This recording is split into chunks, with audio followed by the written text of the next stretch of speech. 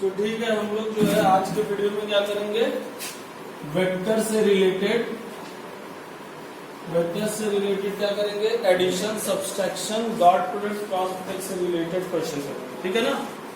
तो चलिए हम आपको बता दें कि अगर आप दो वेक्टर को जोड़ते हैं तो आपके पास फॉर्मूला होता है r is equal to under root A square plus B square plus 2ab cos theta. और आपके पास जो होता है कि उसका डायरेक्शन निकालने का फॉर्मूला होता है tan alpha is equal to b sin theta upon a plus b cos theta, है ना। तो चलिए हम एक सवाल कर लेते हैं, इस पे एडिशन से रिलेटेड 2-4 सवाल करते हैं। तो एक एग्जांपल लीजिए आप, ऐसे ही कोई जनरल एग्जांपल लीजिए कि एक वेक्टर है आपके पास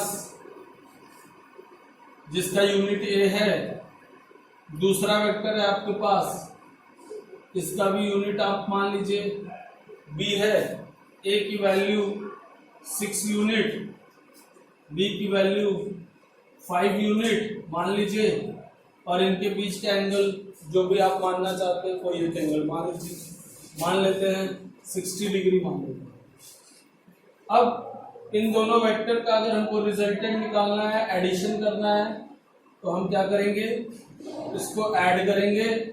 r की वैल्यू हमको मिलेगी r is equal to under root क्या मिलेगा, 6 का स्क्वायर 36 है ना, 5 का स्क्वायर 25, और उसके बाद जो है 2ab 2 into 6 into 5 cos 60 degree.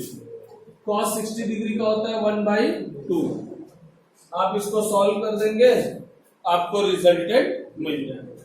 Solve कर लेंगे, ठीक है। अगर हम इसका एंगल अल्फा मान लें तो tan alpha is equal to आपको मिलता है b sin थीटा, है ना, upon a plus b cos theta मिलता है ना। तो b की वैल्यू आपकी हो गई 5 cos थीटा रूट 3/2, a की वैल्यू हो गई जो है 6, और b cos थीटा हो गया 5 cos 60 डिग्री 1/2। आप इसको सॉल्व कर लेंगे, tan अल्फा की वैल्यू। तो ये हो गया सिंपल दो आपको वेक्टर मिलता है तो उसका एडिशन। अच्छा, सब्ट्रैक्शन करना है, अगर आपको a माइनस बी करना है तो आप क्या करेंगे, b वाले वेक्टर का क्या कर देंगे, अपोजिट बना देंगे। क्या कर देंगे, b वाले वेक्टर का अपोजिट बना दीजिए। ये हो गया। फिर पैरेललोग्राम बनाएंगे, ये आपका जो हो जाएगा, ये वेक्टर आपका हो जाएगा a माइनस बी। इसके लिए आपको क्या करना है, यहाँ 60 डिग्री था तो अब इन दोनों वेक्टर के बीच का एंगल 120 डिग्री हो जाएगा।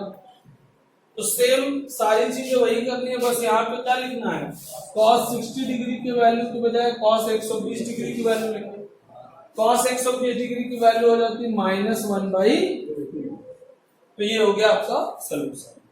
तो एडिशन और सब्ट्रैक्शन में बहुत ही सिंपल सी बात है। एडिशन में अगर 60 डिग्री है तो सब्ट्रैक्शन में 180 माइनस 60 डिग्री। एडिशन में अगर 45 डिग्री है तो सब्ट्रैक्शन में 180 माइनस 45 डिग्री। बात समझ में आती है। इस तरीके से आप इसका जो है चित्र भी बना ही लेंगे, है ना। अब देखिए आपको कुछ एग्जांपल्स, अब देखिए इस तरीके के ले लीजिए, कुछ एग्जांपल्स इस तरीके से ले लीजिए कि एक वेक्टर है a 2i plus 3j plus 4k, एक वेक्टर है b 6i minus 2j plus 2। अब आपको अगर a प्लस b करना है तो आप क्या कर देंगे, सीधे सीधे सिंप्लीफाई, इसको सिंपली जोड़ देंगे। 6 to 8, 3 में से 2 गया 1, 4 2। अगर इसका मैग्नीट्यूड पूछा जाएगा, क्या पूछा जाएगा आपसे, इसका मैग्नीट्यूड पूछा जाएगा, मॉड ऐसे लिख देंगे, मैग्नीट्यूड हो जाएगा आपका 8 का स्क्वायर, 1 का स्क्वायर, 6 का स्क्वायर। बात समझ गए। आई वाले का स्क्वायर जे वाले का स्क्वायर के वाले, ये मैग्नीट्यूड होगा। अगर आपसे a माइनस बी पूछा जाए तो आप क्या करेंगे, 2 में से 6 घटाएंगे -4i, बोलो भाई। 3 में से 2 घटाएंगे तो 3 को 5 हो जाएगा 5j, 4 में से 2 घटाएंगे 2k हो जाएगा। इसका मॉड अगर पूछ दिया सेम वही काम करेंगे, क्या करेंगे, √4 का स्क्वायर 16 -4 का स्क्वायर वो भी 16 ही होता है 25 और 2 का स्क्वायर 4, समझ गए। तो इस तरीके से अगर आपको दिया हुआ है vector a plus B a minus B, आप अगर 2a प्लस बी दे दिया तब तो इसमें 2 से मल्टीप्लाई कर लेंगे, 4 6 8 हो जाएगा, फिर ऐड कर लेंगे। समझ में आएगा, कोई दिक्कत नहीं। चलिए अब देखिए ये हो गया 2 वेक्टर। अब जैसे मान लीजिए आपको 3-4 वेक्टर इकट्ठे मिल गया, 3-4 वेक्टर कैसे मिल गया, जैसे मान लीजिए,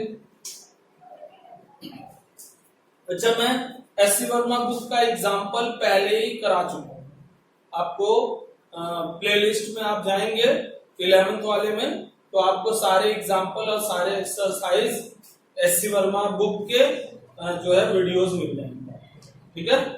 और उसके अदरवाइज में आपको कई एग्जांपल्स अभी मैं बता दूं। जैसे देखिए मान लीजिए आपको मिल गया एक वेक्टर, आपको मिल गया 5 यूनिट का, ठीक, एक वेक्टर आपको मिल गया 5 यूनिट का, एक वेक्टर आपको मिल जाता है 3 यूनिट का, एक वेक्टर आपको मिल जाता है 4 यूनिट का। 4 वेक्टर हो गए। प्रत्येक वेक्टर को हमने क्या कर दिया, हेड से टेल को, हेड से टेल को, हेड से टेल को मिला दिया, ठीक है। इसका जो डायग्राम बनेगा रिजल्टेंट वेक्टर का, टेल से लेके हेड तक बनेगा, ये रिजल्टेंट वेक्टर है। अब इसकी वैल्यू आपको निकालनी है, क्या करनी है, इसकी वैल्यू निकालनी है। तो आपको क्या करना होता है, जब 2 या 2 से अधिक वेक्टर हो जाते हैं तो हम क्या करते हैं, एक एक्स एक्सिस बनाते हैं और एक वाई एक्सिस बनाते हैं। ये एक्स एक्सिस हो गया, ये वाई एक्सिस, ठीक है। प्रत्येक वेक्टर के टेल को लाके हमको ओरिजिन पे रख देना। ध्यान से समझिएगा, मैक्सिमम क्वेश्चन आपको ऐसे ही करते हैं।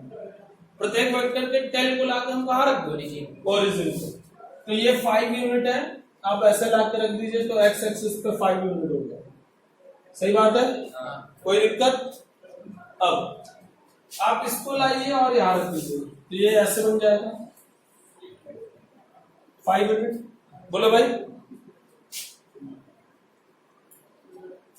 इसको आप ले जाइए ऐसे रख दीजिए, ये ऐसे बन जाएगा 3 यूनिट, और इसको लाइए आप ऐसे रख दीजिए, ये ऐसे बन जाएगा 4। चारों वेक्टर बन गया हमारा।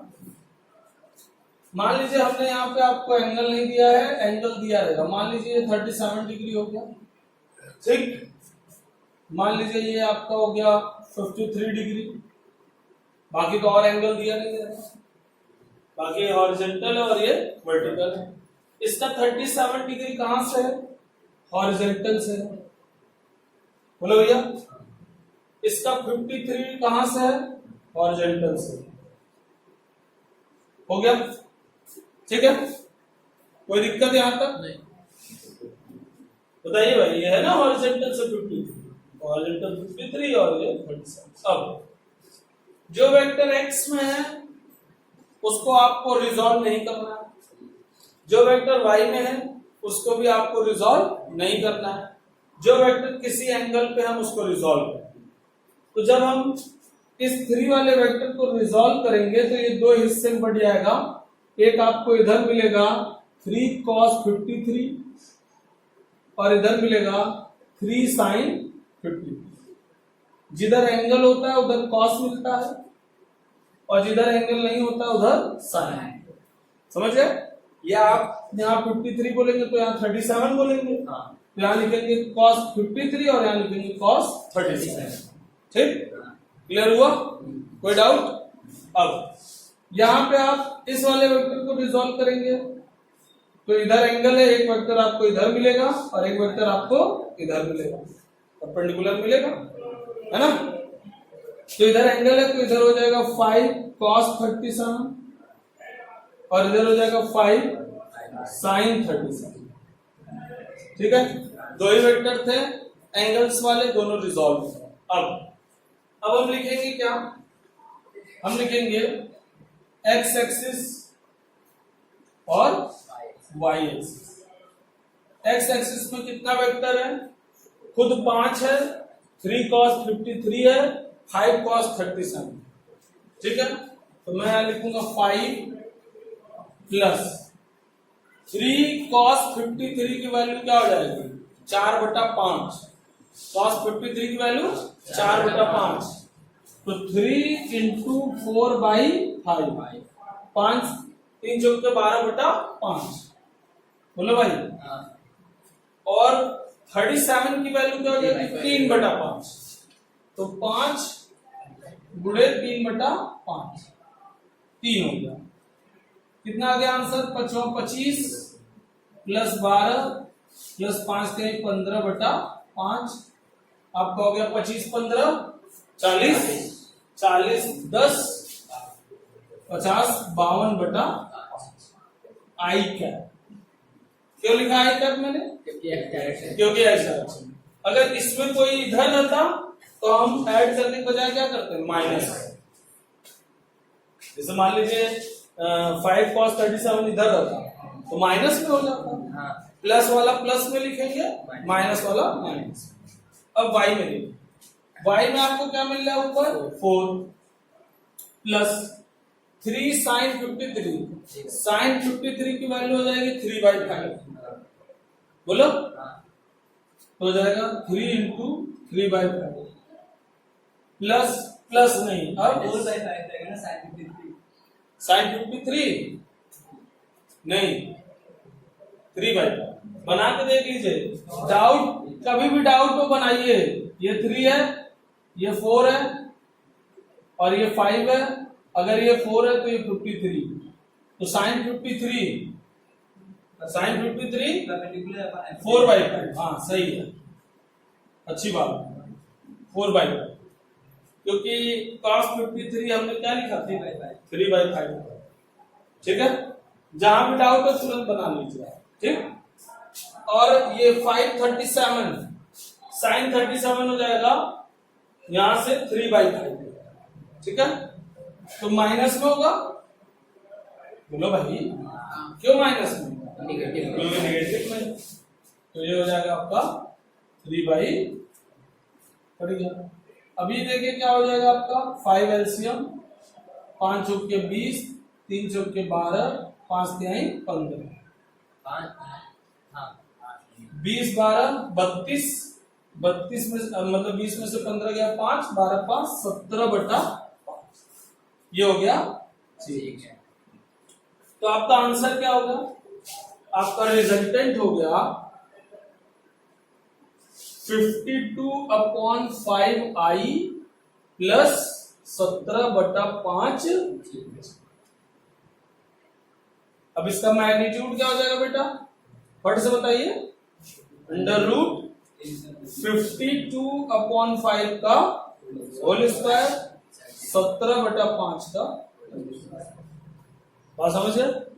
और tan अल्फा क्या हो जाएगा, एंगल जो रिजल्टेंट है उसका एंगल क्या मिलेगा आपको, tan alpha equal to y/x, है ना, परपेंडिकुलर अपॉन बेस। तो 17/5 और 52/5, 5 से 5 कट गया, 17/5 tan अल्फा। तो alpha is equal to tan inverse 17/5। बात समझ में आई, कोई दिक्कत है नहीं ना। ठीक है, नोट करिए। तो यहां पे क्या है कि cos 37 की वैल्यू 3/5 रहेगी ना, 53 की वैल्यू cos 3/5 रहेगी, 53 की वैल्यू। तो जो भी जैसे आप सीख लिए हैं जो भी न्यूमेरिकल वैल्यू ऊपर नीचे है तो उसको आप एडजस्ट कर लीजिएगा, उतनी गलतियां होती रहती, ठीक है ना।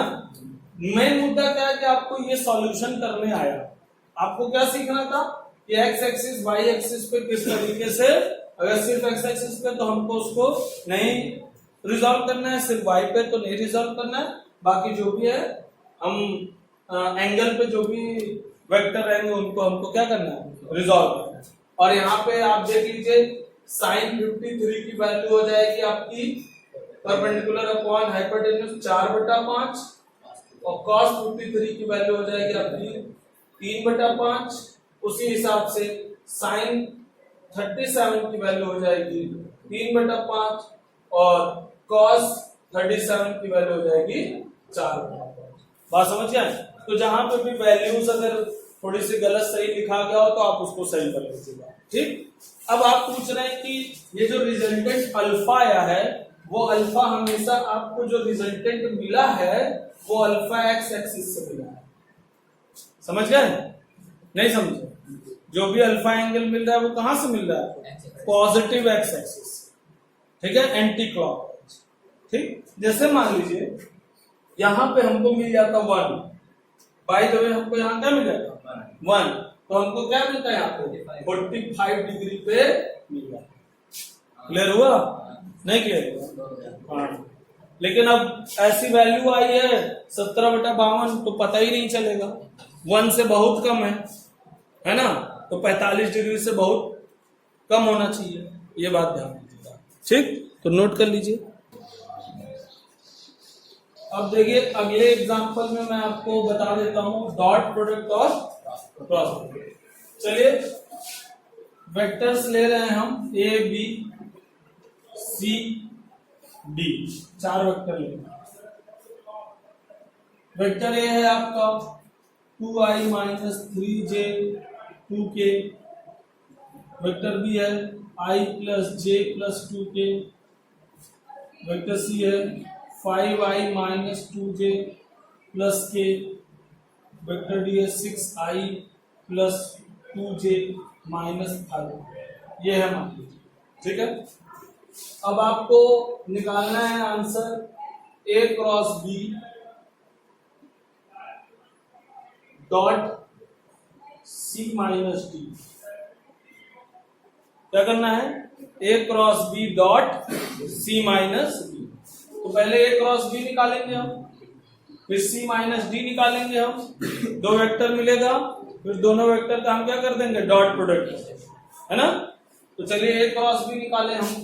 सबसे पहले a क्रॉस b निकालते हैं। तो a क्रॉस b के लिए 2i का गुणा i में करेंगे 0 हो जाएगा, बोलो भाई। 2i का गुणा j में करेंगे तो 2 1 जा 2, i का गुणा j में करते हैं तो क्या मिलता है? k मिलता है। फिर i का गुणा k में करेंगे तो 2 2 जा 4 और i का गुणा k में करते हैं तो -j मिलता है।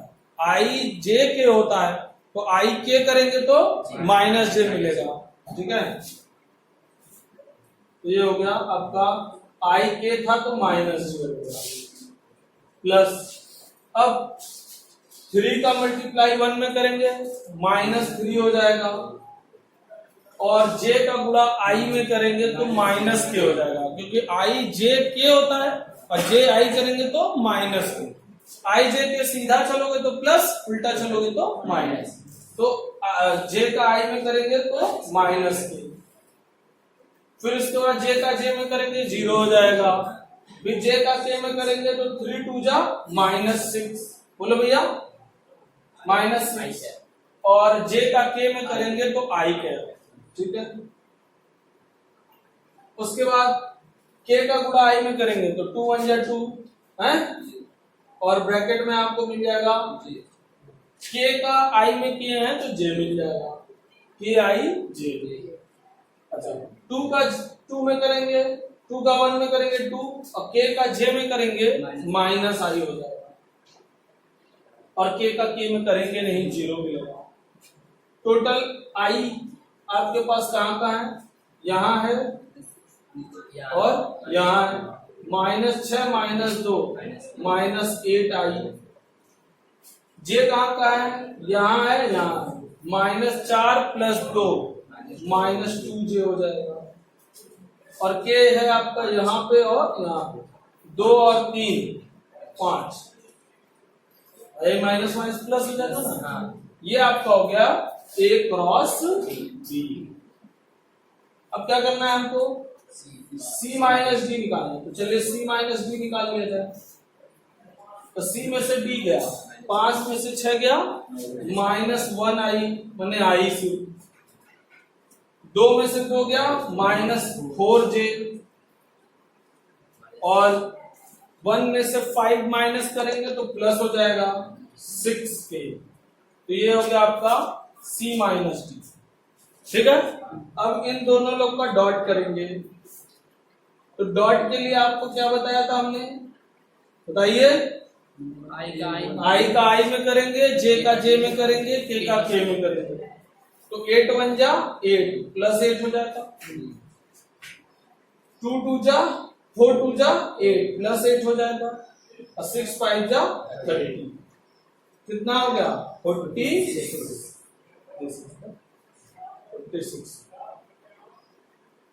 क्लियर हुआ।